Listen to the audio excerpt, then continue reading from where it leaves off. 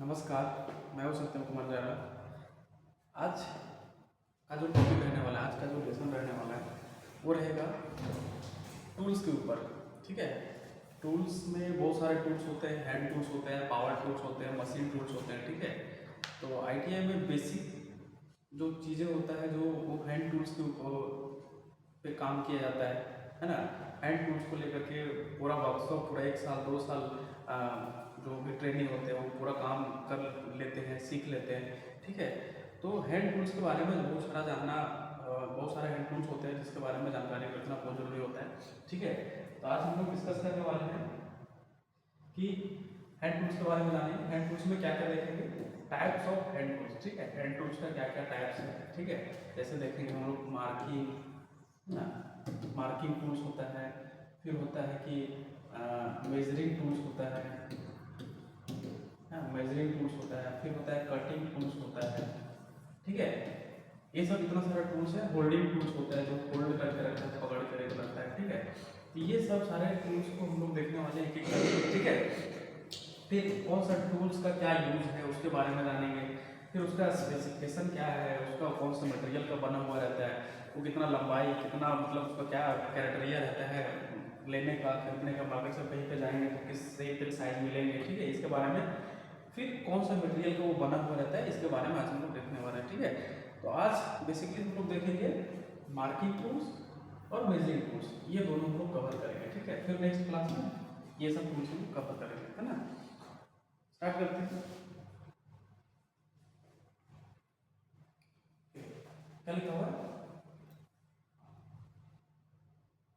देश के समस्त आईटीआई कार्यशालाओं में वर्कशॉप में। ठीक है। मतलब इंडिया में जितने सारा भी आईटीआई है, गवर्नमेंट आईटीआई, प्राइवेट आईटीआई, जैसे जो भी आईटीआई हो, ठीक है, सामान्य रूप से विभिन्न प्रकार के हैंड टूल्स प्रयोग में लाए जाते हैं। ठीक है। अलग अलग टाइप का हैंड टूल्स प्रयोग में लाए जाते हैं। ये जो पिक्चर देख पा रहे हो, ठीक है, ये सब हैंड टूल्स की कैटेगरी में आते हैं, है ना। इसमें से कुछ टूल्स या औजार ऐसे होते हैं जो सभी ट्रेड वर्कशॉप में प्रयोग किए जाते हैं। ठीक है। कुछ टूल्स ऐसे होते हैं जो हर एक ट्रेड के लिए इंपॉर्टेंस होते हैं। ठीक है। ये टूल्स का यूज इलेक्ट्रिकल वाला भी करेगा, फिटर वाला भी करेगा, वेल्डर वाला भी करेगा, है ना। सब टूल्स कुछ कुछ कॉमन टूल्स होते हैं जिसके बारे में हर ट्रेड को जानना जरूरी होता है, हर ट्रेड के स्टूडेंट को जानना जरूरी होता है। ठीक है। वह सभी औजार इंस्ट्रूमेंट जिनका प्रयोग मुख्यतः, है ना, यूज हैंड टूल्स का यूज क्या होता है, जॉब या कार्यक्रम को निशान लगाने और मापने में किया जाता है। ठीक है। मार्किंग करने के लिए और मेजरमेंट करने के लिए काम किया जाता है। इससे होल्ड करके रख सकते हैं, हम नट बोल्ट खोल सकते हैं। ठीक है। इसको मार सकते हैं, इससे काट सकते हैं, इसको होल्ड कर सकते हैं, इससे भी फाइलिंग कर सकते हैं। ठीक है। सबका काम अलग अलग होता है। ठीक है। किया जाता है। उन्हें चिन्ह और मापक औजार जैसे मार्किंग एंड मेजरिंग टूल्स कहते हैं। ठीक है। आज हम लोग दो कवर करने वाले हैं, मार्किंग और मेजरिंग टूल्स कवर करेंगे। ठीक है मित्रों, आज हम सभी इन हैंड टूल के औजारों के बारे में सामान्य जानकारी करेंगे। ठीक है। हैंड टूल्स के बारे में जानकारी लेंगे, किसके बारे में, मेजरिंग टूल्स और मार्किंग टूल्स के बारे में। ठीक है। कौन सा टूल से मेजरमेंट करते हैं, कौन सा टूल से मार्किंग करने का काम आते हैं, इसके बारे में हम लोग देखेंगे। ठीक है। आप सभी टूल्स और औजारों को पहचान सकेंगे। ठीक है। कौन सा टूल्स का क्या नाम है, उसको क्या बोलते हैं, कि उसका क्या काम है, उसके बारे में पूरा कंप्लीट जानकारी मिलेगा। ठीक है। पहले हम लोग स्टार्ट करने वाले हैं, फर्स्ट नंबर जो है,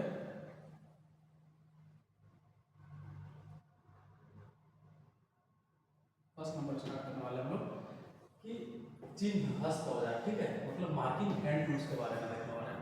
हैंड टूल्स के बारे में कौन सा हैंड टूल्स, मार्किंग, जो जिसके द्वारा हम लोग मार्किंग करते हैं किसी जॉब के ऊपर। ठीक है।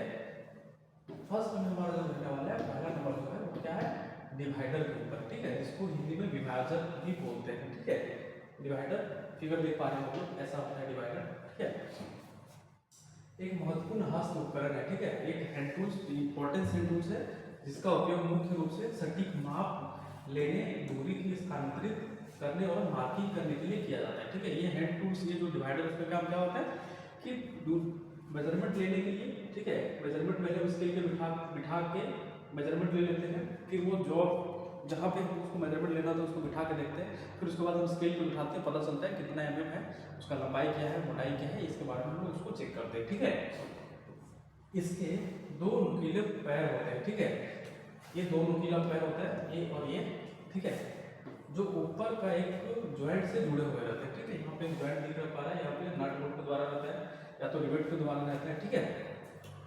डिवाइडर के मुख्य कार्य है ना, डिवाइडर का यूज हम लोग देखेंगे क्या है। डिवाइडर का यूज क्या होता है, दूरी मापने और ट्रांसफर करना, ठीक है। डिस्टेंस को मेजरमेंट करना है, हमने दूरी माप करा है और इस दूरी माप को लेकर के फिर दूसरे जगह पे हम लोग ला करके उसको बिठा कर सकते हैं, ठीक है। फिर इतना जैसे यहाँ से यहाँ तक का डिस्टेंस लिया, ठीक है, फिर यहाँ से यहाँ तक हम ले सकते हैं इसी को बिठा करके, तो वो डिस्टेंस क्या कर रहा है, ट्रांसफर कर रहा है, ठीक है। किसी स्केल रूल से सटीक माप लेकर उसे वर्कपीस या ड्राइंग पर मार्क करने के लिए इसका उपयोग किया जाता है, ठीक है। मतलब यहाँ पे बोल रहा है ये स्केल है, ठीक है, जो स्टील रूल होता है स्केल होता है, उसमें इंच लिखा हुआ रहता है, इंच में भी रहता है और mm में भी रहता है, तो उसमें मेजरमेंट ले करके फिर उसको हम लोग MS शीट पे या तो प्लेट पे या तो कार्पेंटरी पे जहाँ पे हम लोग मार्किंग करना होता है उतना mm में वहाँ पे कर लेते हैं, ठीक है। या सर्कल, ठीक है, ब्रीथ भी हम लोग बनाते हैं और चाप भी बनाने का काम करते हैं, ठीक है। जैसे यहाँ पे देख पा रहे हो फिगर से क्या कर रहा है, सर्कल बनाने का काम कर रहा है, किसके ऊपर, मेटल के ऊपर, ठीक है। पेंसिल तो मेटल के ऊपर चलेगा नहीं, तो कौन सा हम लोग यूज करते हैं, मेटल को। अगर उसमें किसी तरह का मार्किंग करना है तो उसके लिए भी मेटल का ही कुछ चाहिए, ठीक है। तो ये जो चीज बने हुए रहते हैं वो सब मेटल का ही बने हुए रहते हैं ना। धातु या लकड़ी की सतह पर सटीक गोले घुमावदार लाइन खींचने के लिए विभाजक, ठीक है, मतलब मेटल या तो लकड़ी के ऊपर अगर लाइन भी खींचना है या तो फिर सर्कल बनाना है, ठीक है, या तो फिर मेजरमेंट लेना है, उसके इसका यूज करते हैं हम लोग डिवाइडर का यूज करते हैं, ठीक है। एक रेखा या परिधि के बराबर भागों में बांटने के लिए, है ना। देखिए एक सर्कल यहाँ पे बराबर भाग में सर्कल कर सकते हैं, बराबर भाग में लाइन को ट्रांसफर कर सकते हैं, ठीक है। इसे डिवाइडर कहा जाता है ना। ये जो टूल्स जो दिख रहा है क्या बोलते हैं, डिवाइडर बोलते हैं, ठीक है। लेआउट वर्क है ना, इंजीनियरिंग और बढ़ईगिरी में इसका ज़्यादा यूज होता है, ठीक है। इंजीनियरिंग और बढ़ईगिरी मतलब जो कारपेंटर सब होते हैं उसमें ज़्यादा इसका यूज करते हैं, ठीक है। कटिंग से पहले निशान लगाने के लिए, है ना, कोई चीज़ को अगर काटना होता है तो पहले उसके ऊपर निशान लगाया जाता है, ठीक है। निशान किसके द्वारा लगाया जाता है, डिवाइडर के द्वारा निशान लगाते हैं, फिर उसको हम लोग कटिंग करते हैं, ठीक है। विभाजक का आकार के बारे में हम लोग जानेंगे, डिवाइडर का साइज क्या क्या आता है, किस किस साइज में आता है। तो 50 mm से लेकर के, ठीक है, 50 mm से लेकर के 200 mm तक होता है ना। इसकी नोक और जोड़ की पील के केंद्र के बीच दूरी विभाजक का आकार बस जाता है। कहने का मतलब ये है कि ये जो यहाँ पे जो पील दिख रहा है, ये जो पील दिख रहा है यहाँ से लेकर के इसका जो नोक है, यहाँ से यहाँ तक इसका जो डिस्टेंस है उसी इसका डिवाइडर की क्या होता है, डिवाइडर का आकार दिया जाता है, ठीक है। डिवाइडर का साइज मतलब ये 200 mm का, ठीक है, 200 mm का, तो ये 200 mm का डिवाइडर, ठीक है।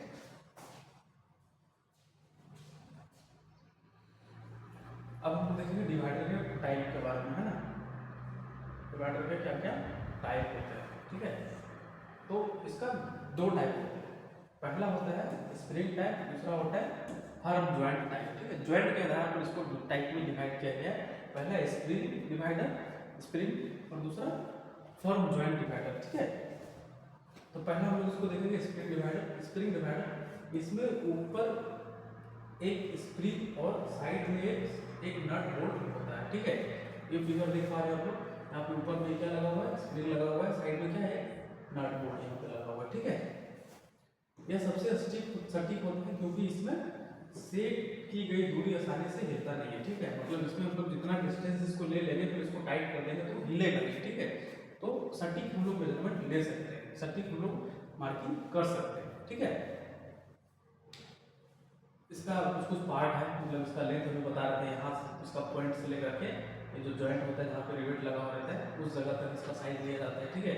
इसको लेग बोलते हैं, है ना। ये वाला पोर्शन को जो पैर रहता है इसको लेग बोलते हैं, ठीक है। यहाँ पे नट बोल्ट लगा हुआ रहता है, नट लेग किया हुआ ताकि ग्रिप अच्छे से बने, इसको बॉल बोलते हैं। यहाँ पे जो ये जो चीज़ लगा हुआ है इसको फलकरम बोलते हैं, स्प्रिंग लगा हुआ है इसको ऊपर वाला पोर्शन को पेग बोलते हैं, ठीक है।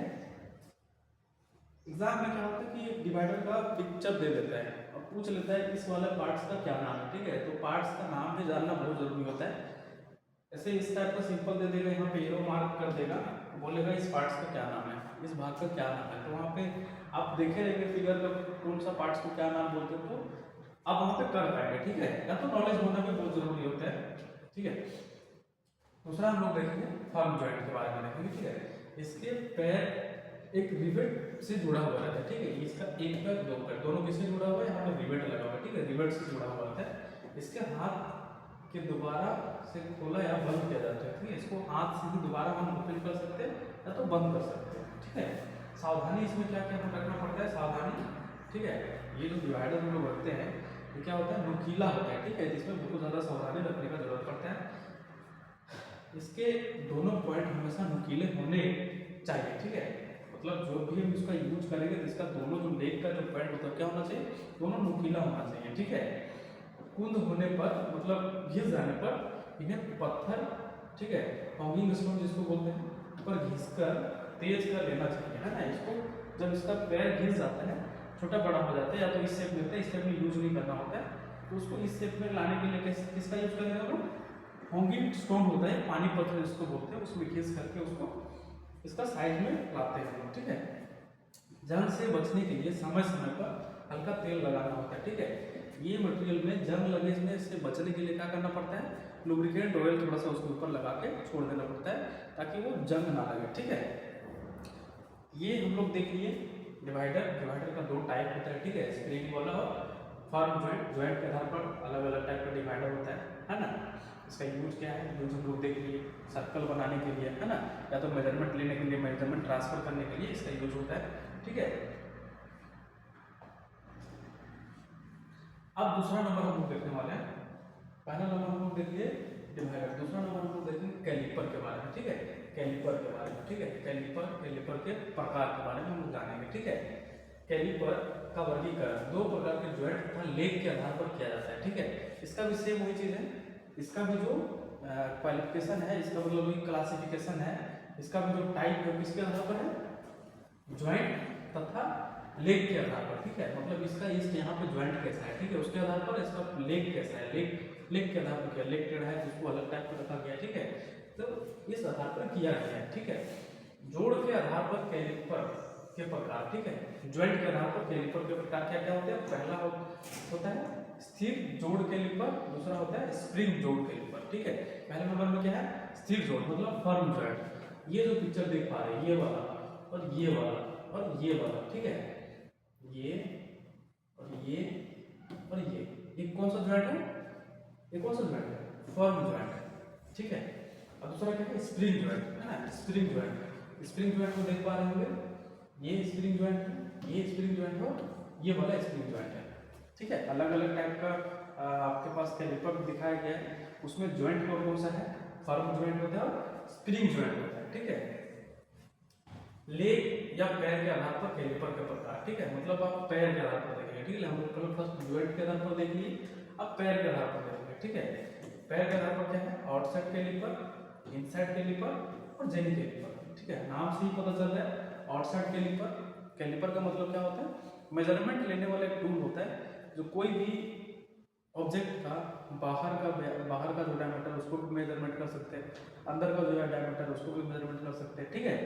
तो ये जो है पहला नंबर हम लोग क्या लिखा हुआ, आउटसाइड कैलिपर, ठीक है। आउटसाइड कहने का मतलब कोई भी ऑब्जेक्ट, जैसे यहाँ पे अगर हम एक चीज ऑब्जेक्ट बिठाएंगे, ठीक है, ये मान के चलिए एमएस का प्लेट है, इसका बाहर का डायमेंशन लेना है, ठीक है। तो ये जो इसका जो पहला लेग है, दूसरा लेग है, तो यहाँ पे सट जाएगा, तो उसके बाद इसको जब यहाँ से निकालेंगे तो उसको स्केल पर जब यहाँ पे बिठाएंगे तो उसका क्या उसका थिकनेस रहने वाला है वो पता चल जाएगा, ठीक है।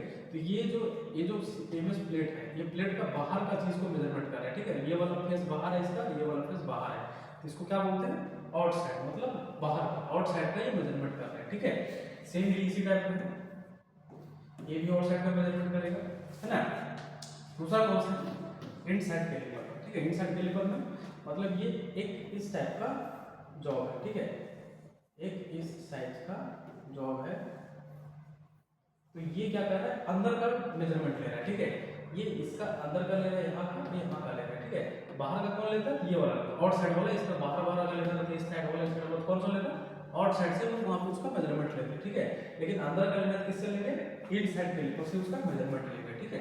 ज्वाइंट के आधार पर देखा गया, जैसे यहाँ पर यूनिट लगा है, ये फर्म ज्वाइंट हो गया, स्प्रिंग ज्वाइंट हो गया, फर्म ज्वाइंट हो गया, स्प्रिंग ज्वाइंट हो गया, ठीक है, फर्म ज्वाइंट हो गया, स्प्रिंग ज्वाइंट हो गया, ज्वाइंट के आधार पर। पैर के आधार पर ये आउटसाइड हो गया, ये आउटसाइड हो गया, ये भी, और ये इनसाइड, ये भी इनसाइड, ठीक है। अब तीसरा नंबर पे क्या है, जेनी कैलिपर। जेनी कैलिपर देख पा रहे हैं, ठीक है। जेनी कैलिपर मतलब इसको लंगड़ा कैलिपर भी बोलते हैं, ठीक है, क्योंकि एक पर इसका टेढ़ा दिखता है ना, इसलिए इसको लंगड़ा कैलिपर भी बोलते हैं, ठीक है। इसका पार्ट्स दिया हुआ है, एडजस्टमेंट पॉइंट्स को ऊपर नीचे भी कर सकते हैं हम लोग, ठीक है।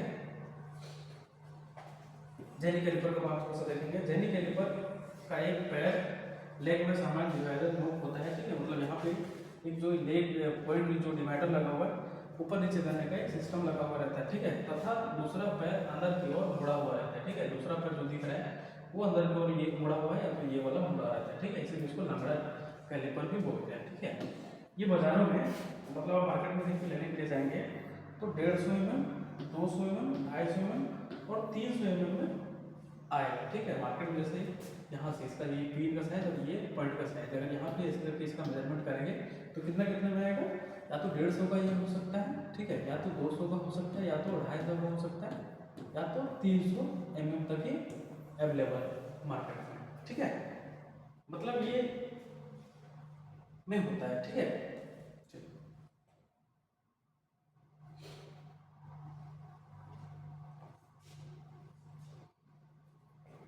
नेक्स्ट हम लोग देखने वाले खरोचनी, जिसको इंग्लिश में बोलते हैं स्क्राइबर, ठीक है। पिक्चर देख लीजिए पहले स्क्राइबर कैसा होता है। स्क्राइबर बेसिकली समझ लीजिए कि हम लोग पेपर के ऊपर लाइन खींचना होता है तो पेन या पेंसिल का यूज करते हैं, ठीक है। पेपर के ऊपर अगर मेजरमेंट लाइन खींचना होता है, सीधा लाइन खींचना होता है तो किसका यूज करते हैं हम लोग, पेन या तो पेंसिल का यूज करते हैं। लेकिन वही मेटल के ऊपर करना होता है तो किसके द्वारा करते हैं, स्क्राइबर के द्वारा करते हैं, ठीक है। क्योंकि मेटल के ऊपर पेंसिल या तो पेन का जो लाइन रहता है पॉइंट मतलब वो दिखेगा नहीं सही से, ठीक है। तो दिखने के लिए किसका हम लोग यूज करते हैं, स्क्राइबर का यूज करते हैं, ताकि वो मार्किंग जो उसमें हम लोग स्केच किए वो दिखना चाहिए, ठीक है। दिखने के लिए किसका यूज करते हैं, खरोंचनी का यूज करते हैं, जिसको स्क्राइबर कहते हैं, ठीक है। वर्कशॉप में कारीगर है ना, वर्कशॉप में जो वर्कर है वो लेआउट मतलब कुछ भी पिक्चर या तो कुछ भी ड्राइंग बना है कार्यों में मशीन के जाने वाले अथवा घिसे या काटे हुए मतलब जो ग्राइंडिंग किया हुआ हो, ग्राइंडिंग किया हुआ जॉब हो या तो कटिंग किया हुआ जॉब हो, ठीक है। कार्य की विमाओं डायमेंशन को प्रदर्शित करने के लिए, ठीक है, रेखाएं खींची जाती है। जैसे कि मान के चलिए कि एक कोई प्लेट है, ठीक है। प्लेट को सीधा कटिंग करना है, ये जो एक मान के चलिए यहाँ पे एक प्लेट है इसको ऐसे करके सीधा कटिंग करना है, ठीक है। तो कैसे करेंगे, इसमें यहाँ पे पहले मार्किंग हम लोग लगाएंगे, पेंसिल से लगाएंगे तो दिखेगा नहीं, पेन से भी लगाएंगे तो दिखेगा नहीं। तो क्या करेंगे, इसके ऊपर स्क्राइबर से अगर मार्किंग करेंगे पूरा अच्छे से सीधा से तो मार्किंग इसके ऊपर दिखेगा, ठीक है। मार्किंग इसके ऊपर दिखेगा, फिर इसको हेक्सा के द्वारा हम लोग काट सकते हैं, ठीक है। या तो इसके ऊपर जो भी पंच करना हो इसके ऊपर जो भी ऑपरेशन कर सकते हैं, पंचिंग करके हम लोग कर सकते हैं, तो कटिंग कर सकते हैं, ग्राइंडिंग कर सकते हैं। तो दिखने के लिए, ठीक है, दिखने के लिए किसका हम लोग यूज करते हैं, स्क्राइबर का, ठीक है। लाइनिंग दिखे हम लोग को, है ना। लेआउट का कार्य करने के लिए खरोंचनी का उपयोग किया जाता है, ठीक है। लेआउट मतलब किसी चीज के ऊपर अगर कुछ स्केच करना हो, लाइन बनाना हो तो उसके काम के लिए किसका यूज करते हैं, स्क्राइबर का यूज करते हैं, ठीक है। यह उच्च कार्बन इस्पात का बना हुआ रहता है, ठीक है, जिसको हम लोग हाई कार्बन स्टील भी बोलते हैं, है ना। इंग्लिश में इसको हाई कार्बन स्टील, ठीक है, हाई कार्बन स्टील से बना हुआ रहता है। ये हाई कार्बन स्टील से बनाने का इसका मेन पर्पस क्या होता है कि ये जो इसका जो पॉइंट है, ठीक है, ये जो पॉइंट है वो हार्ड होना चाहिए। हार्ड किस लिए होना चाहिए कि मेटल के ऊपर इसको हम स्क्रैच करेंगे, ठीक है, तो यही घिसेगा, मेटल को काट नहीं पाएगा, ठीक है, मेटल को स्क्रैच नहीं कर पाएगा। तो ये वाला पॉइंट और वो वाला पॉइंट इसका अगर हार्ड रहेगा तो मेटल को इजीली स्क्रैच कर सकता है, ठीक है। इसलिए इसको हाई कार्बन स्टील के द्वारा बनाया जाता है। इसका पॉइंट ये वाला पॉइंट और लास्ट वाला जो पॉइंट दिख रहा है बेंड पॉइंट, वो दोनों को स्पेशली हार्ड किया जाता है, ठीक है। साधारण शब्दों में कहा जाए तो खरोंचनी का कार्य किसी जॉब या धातु का कार्यखंड निशान लगाने हेतु किया जाता है, ठीक है। मतलब कोई भी जॉब के ऊपर क्या करने के लिए किया जाता है, मार्किंग करने के लिए, निशान लगाने के लिए, तो लाइन खींचने के लिए किया जाता है, ठीक है। उस स्थान पर मशीनी क्रिया जैसे ड्रिलिंग, बोरिंग, घिसाई, कटाई, मतलब जहाँ पे हम ड्रिलिंग करने वाले हैं, ठीक है, ड्रिलिंग करने वाले हैं, बोरिंग करने वाले हैं, या तो ग्राइंडिंग करने वाले या तो फिर कटिंग करने वाले, उस जगह में दिखने के लिए, है ना, वर्कर को दिखने के लिए कि किस जगह में हमको करना है, कितना लाइन कौन सा है, सीधा लाइन कौन सा है, तो उसको दिखने के लिए हम लोग किसका यूज करते हैं, स्क्राइबर का यूज करते हैं, ठीक है, ताकि करने में आसान हो, है ना। स्क्राइबर का हम लोग देखेंगे, कुछ काम देखेंगे, इसका प्रकार देखेंगे, टाइप देखेंगे, ठीक है। ये दो टाइप का होता है, पहला सीधा स्क्राइबर, दूसरा मुड़ा हुआ, जिसको स्ट्रेट स्क्राइबर भी बोलते हैं और बेंड स्क्राइबर भी बोलते हैं, ठीक है। ये जो इसका ये जो पोर्शन दिख रहा है ये है स्ट्रेट ट्यूब, है ना। स्ट्रेट मतलब सीधा, ये पूरा, इसको स्ट्रेट स्क्राइबर भी बोल सकते हैं। और ये है बेंड इसका, ठीक है, एंगल टिप या तो बेंड, ठीक है, बेंड पॉइंट, बेंड पॉइंट भी बोल सकते हैं, ठीक है, या तो इसको स्ट्रेट पॉइंट भी बोल सकते हैं, स्ट्रेट पॉइंट, ठीक है। लेकिन ये आजकल एक ही स्क्राइबर में दोनों दिया हुआ रहता है, एक तरफ स्ट्रेट भी रहता है, एक तरफ बेंड भी रहता है। अगर ये वाला पोर्शन पूरा एकदम सीधा रहता तब ये हो जाता है पूरा स्ट्रेट स्क्वायर, ठीक है। और ये बेंड अगर एक तरफ सिर्फ अभी ये बेंड है तो इसको स्ट्रेट वाला भी बोल सकते हैं, बेंड वाला भी बोल सकते हैं, ठीक है। लेकिन नॉर्मली दो टाइप का होता है, एक पूरा स्ट्रेट वाला होता है, एक बेंड वाला रहता है, ठीक है। इसका काम देख लिए हम लोग, इसका कौन सा मटेरियल का बना होता है वो हम लोग देख लिए, ठीक है। इसका यूज देख लिए हम लोग, है ना। नेक्स्ट देखेंगे, नेक्स्ट क्या है, पंच के बारे में बताना है, ठीक है। पंच के बारे में, है ना। पंच, पंच क्या होता है? पंच बेसिकली कि कोई जॉब के ऊपर, ठीक है, कोई जॉब के ऊपर अगर कोई चीज़ बिठाना है, ठीक है। जैसे डिवाइडर का अभी हम लोग देख रहे थे, डिवाइडर का अगर लेग फिट करना है तो इधर उधर फिसल जाएगा, लेकिन उसके ऊपर एक छोटा सा स्पॉट बना करके, गड्ढा बना करके बिठाएंगे तो इधर उधर फिसलेगा नहीं, ठीक है। तो इसीलिए इसका हम लोग पंच का यूज करते हैं, ठीक है। देखते हैं इसके बारे में भी। जॉब के लेआउट या विन्यास के किसी भी निश्चित मापक विमाओं, ठीक है, को स्थायी बनाने हेतु पंच का प्रयोग किया जाता है, ठीक है। मतलब ये मान के चलिए ये जॉब है, ठीक है। इसके ऊपर हम लोग स्क्राइबर के द्वारा लाइन बना दिए, ठीक है। अब लाइन को और भी ज़्यादा दिखना है, यहाँ पे क्या करेंगे, एक पंच मार देंगे, ठीक है, ऐसा करके, ऐसे ऐसे, ठीक है। तो ये पंच क्या करेगा, और भी ज़्यादा दिखेगा, ठीक है। तो वो काम के लिए अपने बोल रहा है, ठीक है। पंच के प्रकार, पंच के क्या होते हैं, पंच के दो टाइप होते हैं। पहला पंच होता है सेंटर पंच होता है, दूसरा प्रिक पंच होता है, ठीक है। सेंटर पंच, प्रिक पंच, दोनों में डिफरेंस देखेंगे, दोनों का काम देखेंगे, है ना। सेंटर पंच के दो बारे में देखेंगे। पहला जो सेंटर पंच है, यह एक हाथ से चलाया जाने वाला उपकरण, ठीक है। हैंड टूल्स देख रहे हैं, जितना भी हाथ के द्वारा हम लोग यूज करते हैं तो टूल्स, उसके बारे में हम लोग देखने वाले हैं, ठीक है। टूल्स है जिसका उपयोग मुख्य रूप से धातु, मेटल या लकड़ी के सतह पर ड्रिलिंग करने से पहले, ठीक है। अभी बोले कि जैसे ड्रिल कोई चीज़ को करना होता है तो अगर प्लेट के ऊपर हम लोग डायरेक्ट बिठा देंगे तो फिसल जाएगा, उसका ड्रिल का जो बीट होता है वो फिसल जाएगा। लेकिन अगर उसी के ऊपर एक पंच मार के गड्ढा बना करके अगर उसके ऊपर बिठाएंगे और ड्रिल को घुमाएंगे तब वो नहीं फिसलेगा, ठीक है। छोटा सा गड्ढा का निशान बनाने के लिए किया जाता है, ठीक है। यहाँ इसके बारे में मुख्य जानकारी दी गई है, ठीक है। नीचे बारे में इसके बारे में हम देखेंगे। ये जो चीज़ दिख रहा है ना, ये जो चीज़ दिख रहा है इसी को क्या बोलते हैं, पंच बोलते हैं। इसका ये वाला होता है, ये वाला पॉइंट बोलते हैं इसको, है ना। ये वाला पोर्शन को इसको बोलते हैं फेस, जहाँ पे हैमर के द्वारा इसको पिटाई करते हैं, चोट लगाते हैं। और ये वाला पार्ट को बोलते हैं बॉडी। बॉडी में क्या किया हुआ है, नर्लिंग किया हुआ है। नर्लिंग किस लिए किया हुआ है, ताकि स्लिप ना करे, हाथ से जब हम पकड़ेंगे तो ये स्लिप ना करे, ठीक है। इसलिए नर्लिंग किया हुआ रहता है ना। मुख्य उद्देश्य, आप किसी धातु की सतह पर ड्रिल मशीन को छेद करने से शुरू करते हैं। मतलब कहीं पे भी अगर हम लोग ड्रिल करना स्टार्ट करते हैं तो इधर उधर हो जाता है, तो ड्रिल बीट जो होता है, ड्रिल बीट जो लगा हुआ रहता है, अगर वो सही से पॉइंट पे बैठ जाता है, ठीक है, सेंटर पे बैठ जाता है, इसलिए उसको सेंटर पंच बोलते हैं। सेंटर पंच मतलब सेंटर में पंच कर दिया जाता है ताकि ड्रिल बीट वहाँ पे आसानी से बैठे और वो अपना ड्रिलिंग करके गड्ढा बना, मतलब जो ड्रिल का जो प्रोसेस है वो पूरा कर पाता है, ठीक है। ये पिक्चर देख सकते हैं यहाँ पे। इसका एक और चीज़ होता है कि इसका जो पॉइंट है, ये वाला जो यहाँ पर पॉइंट है, इसलिए वो डिग्री में होता है। कितना डिग्री में होता है, सेंटर पॉइंट का जो एंगल होता है, पॉइंट एंगल जो बोलते हैं इसको, कितना डिग्री में होता है। ये जो यहाँ पे जो ये जो इसका डिग्री मान रहे हो कितना डिग्री का होता है, 90 डिग्री का होता है, ठीक है। इसका जो पॉइंट एंगल है, पॉइंट एंगल है ना, पॉइंट एंगल कितना डिग्री का, 90 डिग्री का होता है सेंटर पंच का, ठीक है। थ्री पंच का 30 डिग्री और 60 डिग्री में दो टाइप में आता है। सेंटर पंच का हमेशा 90 डिग्री होता है, ठीक है। ये चीज हमेशा याद रखिएगा। नेक्स्ट हम लोग दूसरा टाइप देखेंगे ब्रिक पंच के बारे में, है ना। दूसरा देखेंगे हम लोग ब्रिक पंच के बारे में। ब्रिक पंच, है ना, नोक का एंगल, मतलब ये जो ब्रिक पंच का जो यहाँ पे जो पॉइंट जो एंगल है कितना डिग्री का होता है, 30 डिग्री का हो सकता है या 60 डिग्री का हो सकता है, ठीक है। ये तो 30 डिग्री का हो सकता है या तो 60 डिग्री का हो सकता है, किसका, ब्रिक पंच का। लेकिन सेंटर पंच का सिर्फ 90 डिग्री का होता है, ठीक है। 30 डिग्री वाले ब्रिक पंच का उपयोग डिवाइडर को ठीक से स्थिति में करने के लिए पंच हेतु होता है, ठीक है। हल्के पंच होता है, मतलब 30 डिग्री का जो होता है, यहाँ पे देख पा रहे हो एक पंच यहाँ पे इसको कर दिया। अब इसको डिवाइडर का जो लेग होता है वो भी नुकीला होता है, ठीक है। तो उसके ऊपर यहाँ पे फिट करने के लिए ये ब्रिक पंच का हम लोग यूज करते हैं, ठीक है।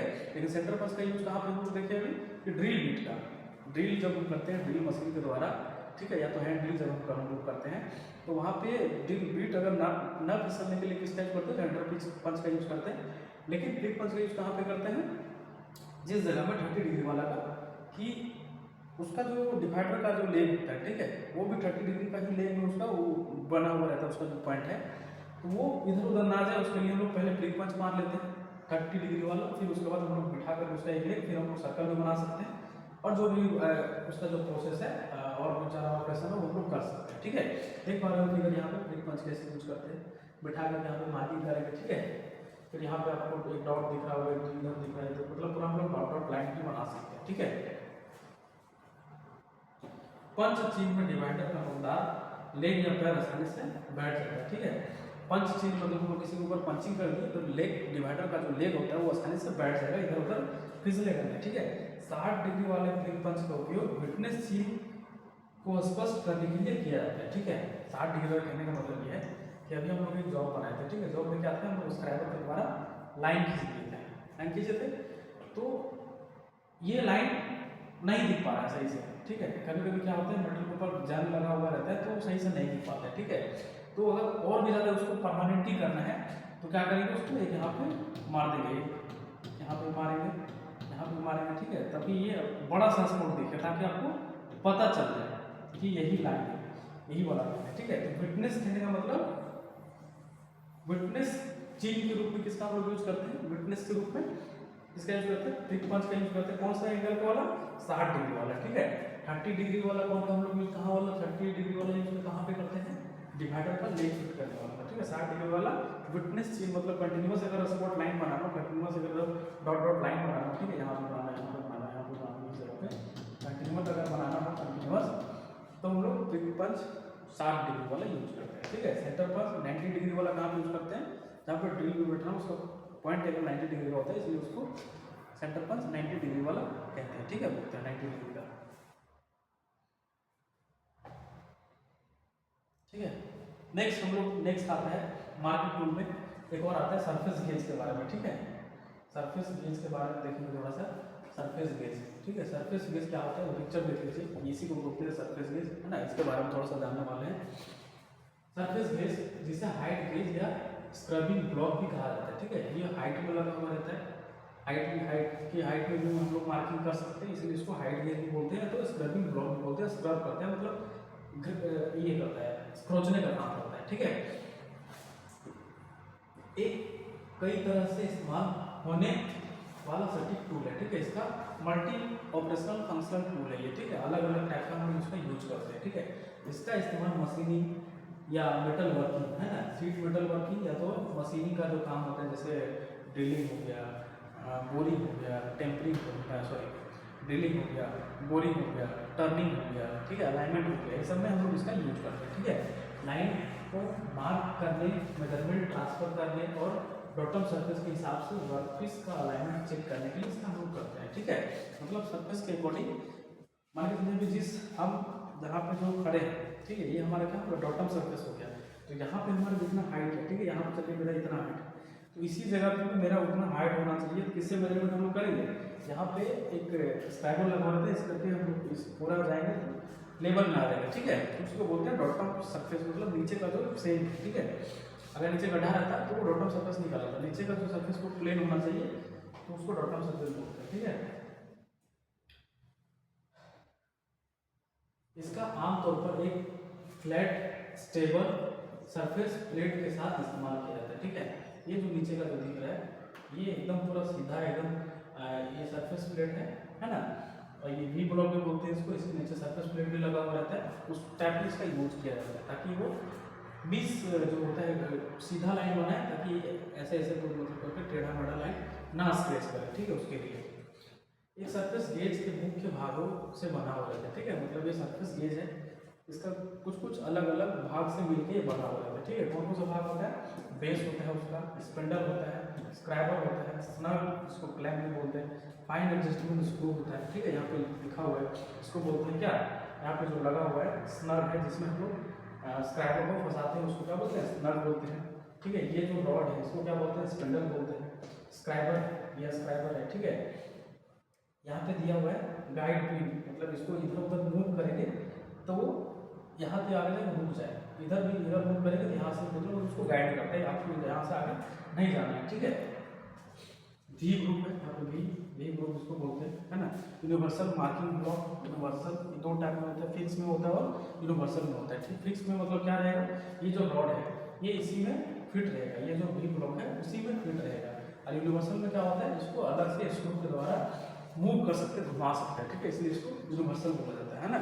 मूव होता है इसलिए इसको यूनिवर्सल बोला जाता है, और जो फिक्स है उसको फिक्स बोलते हैं, ठीक है। फिक्स टाइप का दो टाइप का होता है, यहाँ पे लिखा हुआ देखिए, दो टाइप का होता है, फिक्स टाइप का होता है, यूनिवर्सल टाइप का होता है, ठीक है।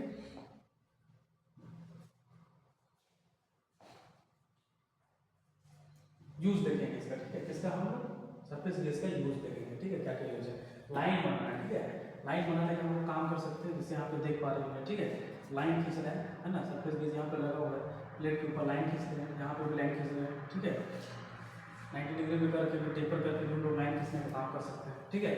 मेजरमेंट ट्रांसफर करना है ना, मेजरमेंट ट्रांसफर जैसे इतना मेजरमेंट लेकर के हम लोग इसका, जैसे ये स्केल लगा हुआ है, मान के चलिए यहाँ पे 200 mm का हम लोग मेजरमेंट ले लिए, ठीक है।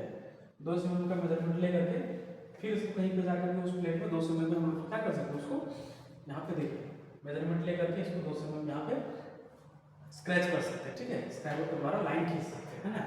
अलाइनमेंट चेक करना है, ठीक है, अलाइनमेंट चेक करते हैं, यहाँ पे देखिए लगा करके इसमें डायरेक्ट टेस्ट इंडिकेटर भी लगाते हैं, अलाइनमेंट चेक करने का काम करते हैं, ठीक है। मशीनरी सेटअप करना है ना, ये मशीन में भी सेट होता है। इंडिकेटर पकड़ना, जैसे बोल रहे हैं यहाँ पे इंडिकेटर पकड़ना, इसको डायल टेस्ट इंडिकेटर बोलते हैं, डायल गेज इसको बोलते हैं, ठीक है। डायल गेज का काम क्या होता है कि ये जो सर्कल है, ठीक है, ये सर्कल है, तो या तो ये जो सरफेस है, देखिए इसका जो टीवी का जो सरफेस है, तो ये सरफेस में कहीं अप डाउन तो नहीं है, ठीक है।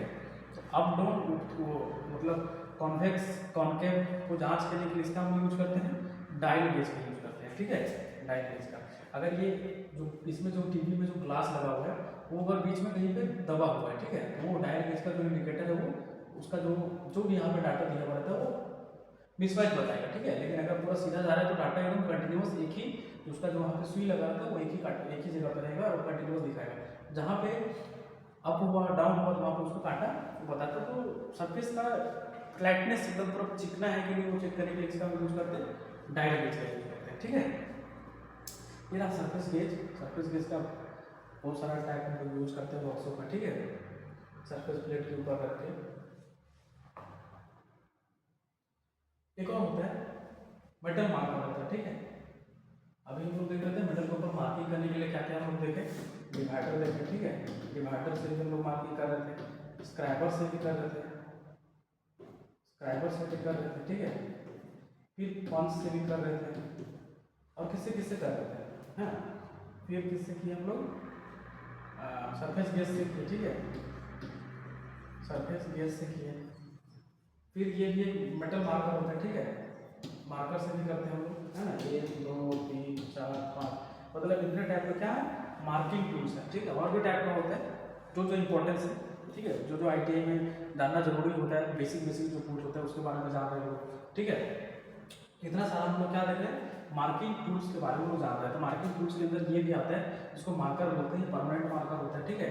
इसमें कुछ केमिकल्स मिलाया हुआ रहता है जो मेटल के ऊपर क्या करते हैं, अगर उसके ऊपर हम लोग लाइन ही खींचेंगे तो परमानेंट उसके ऊपर दिखाई देगा, ठीक है। इसका ये स्टील में भी काम करेगा, एल्युमिनियम में भी काम करेगा, और सीमेंट का जो दीवार बना हुआ रहता है या तो जो भी सीमेंट का जो प्लास्टिक किया हुआ रहता है उसके ऊपर भी इसको हम लोग क्या करते हैं लाइनिंग खींचने का काम कर सकते हैं, ठीक है।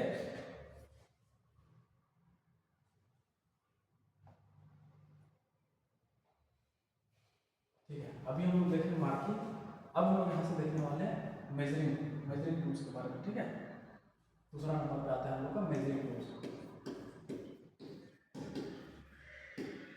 मेजरिंग टूल्स के बारे में हम लोग देखेंगे, ठीक है, मेजरिंग टूल्स के बारे में, है ना। मार्किंग टूल्स हम लोग देखेंगे 4-5 टाइप का होता है, कौन कौन सा मटेरियल का बना हुआ रहता है, उसका क्या काम है, ठीक है, वो कौन कौन सा साइज में आते हैं, इसके बारे में हम लोग देखें। अब हम लोग देखने वाले हैं मेजरिंग टूल्स के बारे में, मतलब मेजरमेंट करना है कोई चीज़ का, अगर माप लेना है, ठीक है, मेजरमेंट लेने के लिए, मोटाई देखने के लिए, या तो कितना लंबा है वो देखने के लिए, ठीक है, किसका यूज करते हैं हम लोग मेजरिंग टूल्स का यूज करते हैं, ठीक है। मेजरिंग टूल्स में पहला हम लोग क्या देखने वाले हैं स्टील रूल के बारे में, ठीक है। मेजरिंग टूल्स में पहला नंबर जाएगा किसका आएगा स्टील रूल के बारे में हम देखने वाले हैं, ठीक है। स्टील ये जो रूल जो दिखाई दे रहा है, ठीक है, इसी को बोलते हैं स्टील रूल। स्टील का बना हुआ रहता है, स्टेनलेस स्टील के स्टील रूल बोलते हैं, ठीक है। प्लास्टिक का भी आता है ना। स्टील रूल एक प्रकार का उपकरण है। कौन सा उपकरण है? मेजरिंग इंस्ट्रूमेंट है, ठीक है, मतलब मेजरमेंट करने वाला टूल्स, जिसका प्रयोग कार्यशाला में किसी जॉब को माप लेने या माप को चेक करने के लिए किया जाता है, ठीक है। जॉब मतलब क्या होता है? जॉब मतलब जिस चीज़ के ऊपर हम लोग काम कर रहे होते हैं, ठीक है, उसको जॉब भी हम लोग बोलते हैं, उसको वर्क पीस भी बोलते हैं, है ना, वर्क पीस भी बोलते हैं, और उसको क्या बोलते हैं? जॉब भी बोलते हैं, वर्क पीस भी बोलते हैं, ठीक है। उसको बेस मेटल भी बोलते हैं, बेस मेटल भी उसको बोलते हैं, मतलब जिस चीज़ के ऊपर हम काम कर रहे हैं, ठीक है, को माप लेने में, ठीक है, मेजरमेंट लेने में कितना वो है, और उसको चेक करने में लोग उसका यूज करते हैं स्टील रूल का, ठीक है।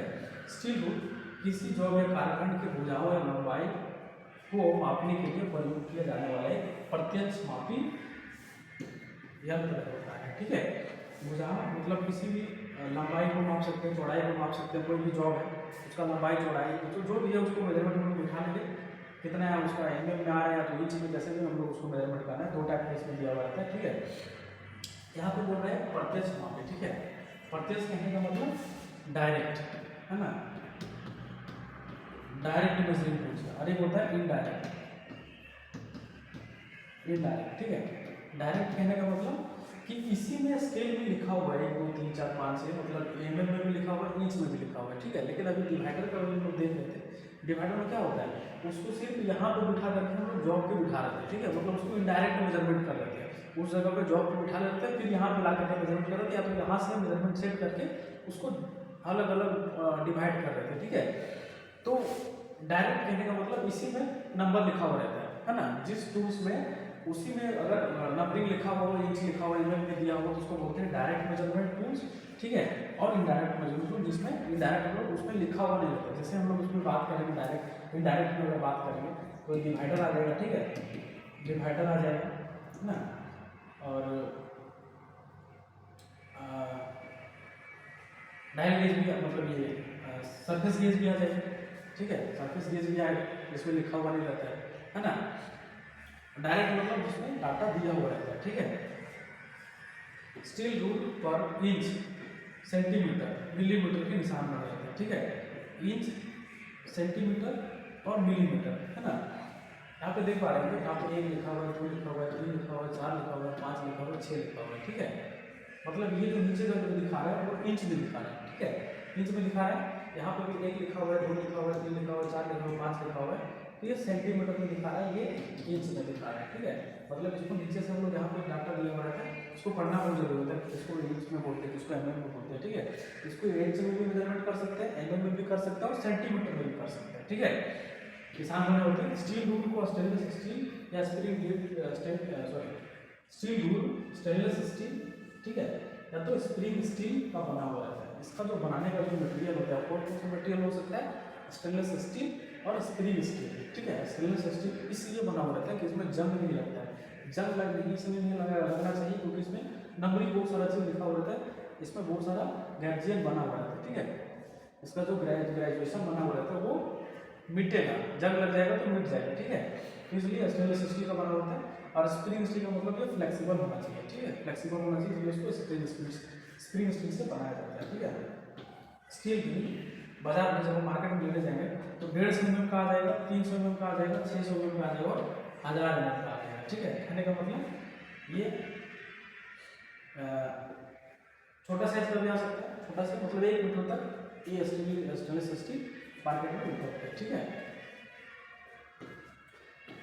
स्टील रूल इसका जो एक्यूरेसी होता है मेजरमेंट करने का, ठीक है, वो 0.5 mm तक मेजरमेंट कर सकते हैं, ठीक है। मतलब इसका जो एक्यूरेसी होता है, यहाँ पे ऊपर का जो है सेंटीमीटर दिखा हुआ, मतलब इसको 0.5 mm, है ना, 0.5 mm तक इसको हम लोग एक्यूरेट एकदम मेजरमेंट कर सकते हैं। इसका जो कम से कम जो लिस्ट काउंट इसको बोल सकते हैं, ठीक है, कम से कम डिस्टेंस जो कम से कम जो मेजरमेंट हम लोग ले सकते हैं, कितना ले सकते हैं? 0.5 mm तक ले सकते हैं, ठीक है। मतलब आधा mm तक हम लोग इसके द्वारा मेजरमेंट कर सकते हैं, स्टेनलेस स्टील के द्वारा कर सकते हैं, ठीक है। और इसके बारे में डिटेल्स देखते हैं थोड़ा। इसका टाइप देखेंगे हम लोग, ठीक है। इसका टाइप देखने वाले हैं, स्टील रूल का प्रकार, है ना, स्टील रूल का टाइप देखने वाले हैं, कौन कौन सा टाइप का होता है। इंजीनियरिंग स्टील रूल के अलावा अन्य प्रकार के स्टील रूल वर्कशॉप में प्रयोग किए जाते हैं जो निम्नलिखित है, ठीक है। मतलब नॉर्मल सा जो हम स्टील रूल देख रहे थे उसके अलावा भी और भी इसी का टाइप जो यूज करते हैं उसके बारे में हम जानेंगे, ठीक है। अलग अलग नाम से जानते हैं, शॉर्ट स्टील रूल जिसको बोलते हैं, ठीक है, नैरो स्टील रूल जिसको बोलते हैं, लचकदार जिसको फ्लेक्सिबल स्टील रूल बोलते हैं, पिक्चर सबका दिया हुआ है, ठीक है। ये दिया हुआ शॉर्ट स्टील रूल, नैरो मतलब पतला स्टील रूल, ठीक है, फ्लेक्सिबल मतलब ये कहीं पे भी इसको हम लोग राउंड करके भी कोई भी ऑब्जेक्ट में राउंड करके भी इसका मेजरमेंट लेने का काम करते हैं, ठीक है। शॉर्ट लेंथ रूल का हम लोग देखते हैं, शॉर्ट लेंथ जो स्टील रूल होता है उसका यूज हम लोग देखेंगे, ठीक है।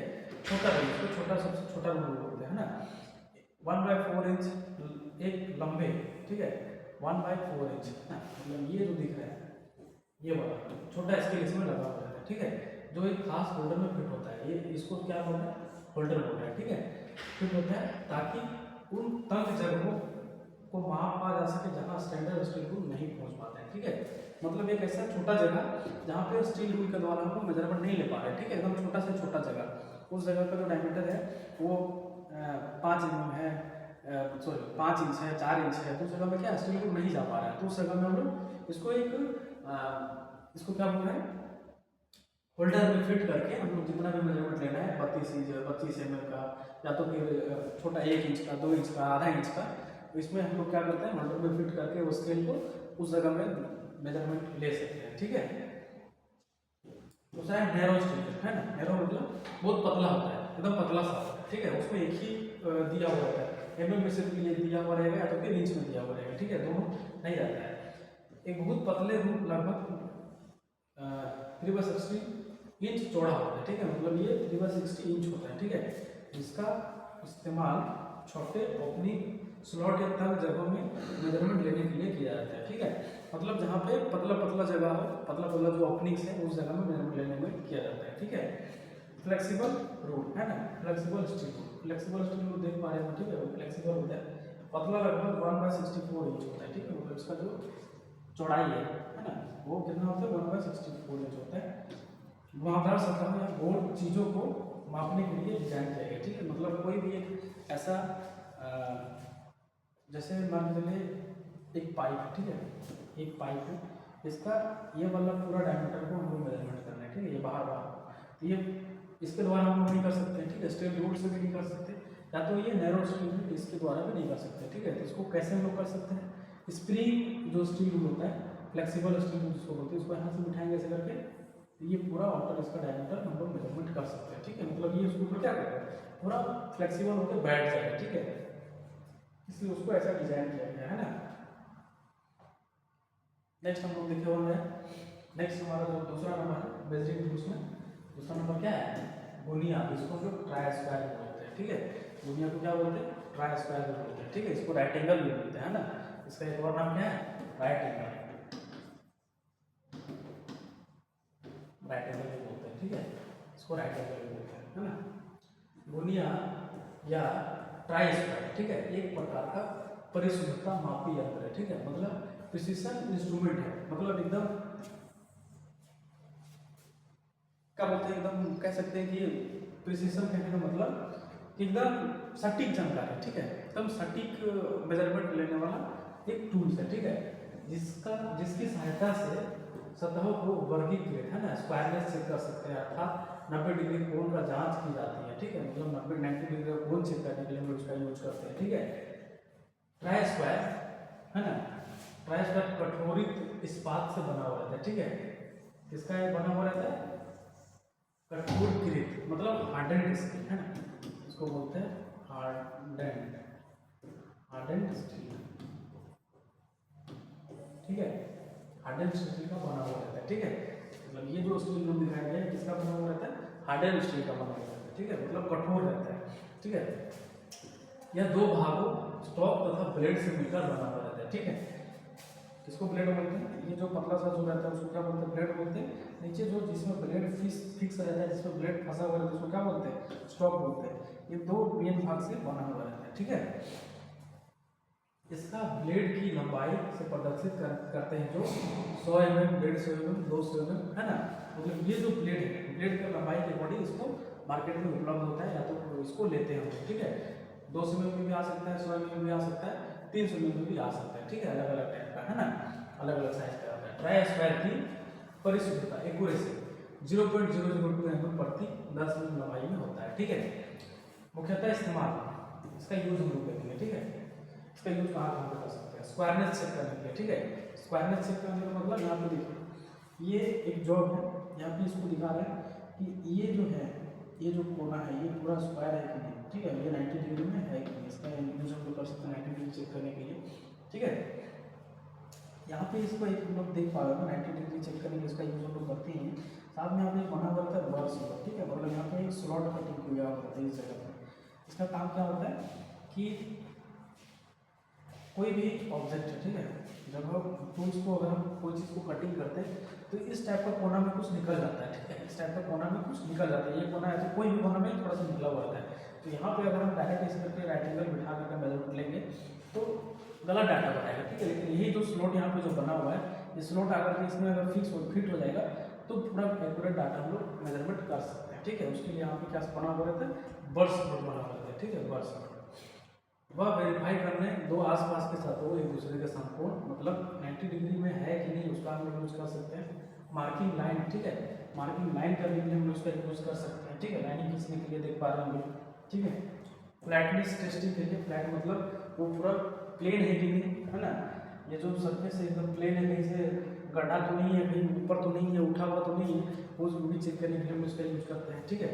नीचे हमेशा याद रखिएगा ट्राइस्क्वायर का यूज क्या क्या है, ठीक है। क्या क्या यूज है इसका, स्क्वायरनेस 90 डिग्री चेक करने के लिए, ठीक है। मार्किंग लाइन खींचने के लिए 90 डिग्री में, और फ्लैटनेस मतलब कहीं पे उठा हुआ नहीं है, दबा हुआ नहीं है, उसका हम लोग चेक करने के लिए इसका यूज कर सकते हैं, ठीक है। पिक्चर में देख पा रहे होंगे। नेक्स्ट देखेंगे, एक और मेजरिंग टूल्स है ना, तीसरा नंबर इसको बोलते हैं वर्नियर कैलिपर, ठीक है। थोड़ा सा वर्नियर कैलिपर के बारे में हम लोग देखेंगे, है ना। ये पिक्चर देख लीजिए, इसी को वर्नियर कैलिपर बोलते हैं, है ना। पिक्चर दिखाया गया, ये वर्नियर कैलिपर है, ठीक है। वर्नियर कैलिपर एक उच्च परिशुद्धता माप वाला उपकरण, ठीक है। मतलब हाई मतलब पूरा एकदम एक्यूरेट मेजरमेंट करके देने वाला एक टूल होता है, ठीक है। जिसका उपयोग बाहरी आयाम मतलब ऑर्डर कोई भी ऑब्जेक्ट का बाहर का, मतलब ये जो यहाँ पे दिखाया गया जॉब दिखाया गया इसका बाहर का, ठीक है, बाहर का मेजरमेंट ले रहे हैं, ठीक है। बाहर का वहाँ पे लिखा हुआ है, आंतरिक का, ठीक है, मतलब ये इसका अंदर का भी ले सकता है, ठीक है, और इसका गहराई भी ले सकता है, ठीक है। मतलब ये कितना डीप का है उसका भी मेजरमेंट कर सकता है, ठीक है।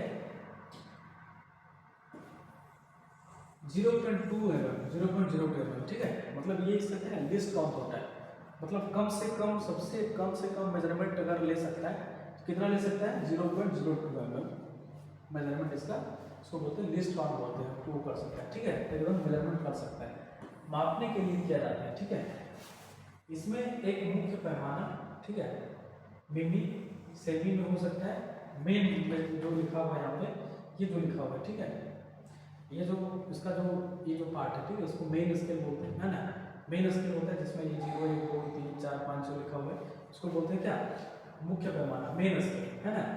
एक स्लाइडिंग वर्नियर पैमाना होता है, ठीक है। मतलब ये जो आगे पीछे जो मूव करते हैं, यहाँ पे जो थंब लगा करके जो आगे पीछे में उसको मूव करवाते हैं, इसमें यहाँ पे 1 2 3 4 ये लिखा हुआ है, इसको क्या बोलते हैं, स्लाइडिंग वर्नियर पैमाना होता है। दोनों में डाटा लिखा हुआ रहता है, ठीक है, दोनों में नाम लिखा हुआ रहता है, जो दोनों पैमानों को प्रतिच्छेद बिंदु को ढूंढकर स्टिक में सहायता करता है, ठीक है। मतलब ये जो लाइन दिख रहा है इसमें भी 1 2 3 4 5 6 7 8 दिख रहा है, वर्नियर स्केल भी, ठीक है। और एक केस में दिख रहा है मेन स्केल में, ठीक है, नीचे वाला वर्नियर स्केल एक है मेन स्केल। तो दोनों में देख पा रहे हो जिस जगह में एकदम पूरा पता नहीं चल रहा है कि उस जगह में लाइनिंग पूरा सट रहा है, ठीक है। मतलब पूरा एक दूसरे लाइन एकदम पूरा स्ट्रेट दिखेगा, ठीक है, दोनों को जगह पे लाइन मैच करेगा। तो देख पा रहे हो वहाँ पे कैसे कौन सी किस जगह में लाइन कर रहा है, एकदम पूरा टच कर रहा है, तो इस जगह में कर रहा है, 1 पे कर रहा है, ठीक है, 1 पे, है ना। इसको अगर काउंट करेंगे इसका भी बहुत सारा अलग से इसका हम लोग कभी डिस्कस करेंगे इसके बारे में, वर्नियर कैलिपर माइक्रोमीटर के बारे में, ठीक है, पूरा लिस्ट काउंट कैसे निकालते हैं उसके बारे में, ठीक है। इसका हम लोग यूज देख सकते हैं, ठीक है। इसका पार्ट्स होता है, ठीक है। इंटरनल मेजरिंग जॉब, मतलब इसमें देखिए यहाँ देख पा रहे होंगे, ठीक है। ये जो है इंटरनल मेजरमेंट कर रहे हैं, उसके लिए जॉब बना हुआ रहता है। हाँ, आउटर मतलब एक्सटर्नल बाहर का जो मेजरमेंट करते हैं उसका एक जॉब बना हुआ रहता है। फिर इसी में लास्ट में अगर जाएंगे तो यहाँ पर डेप्थ मेजरमेंट करने वाला एक गेज लगा हुआ रहता है उसके पीछे में, ठीक है।